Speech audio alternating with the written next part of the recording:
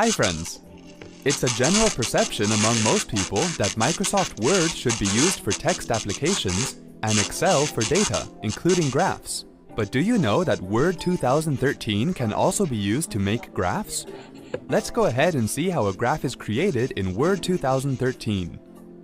Open a Microsoft Word 2013 document. Under Insert tab, click on Insert Object and then select Object from the drop-down list. Click on the tab labeled Create New.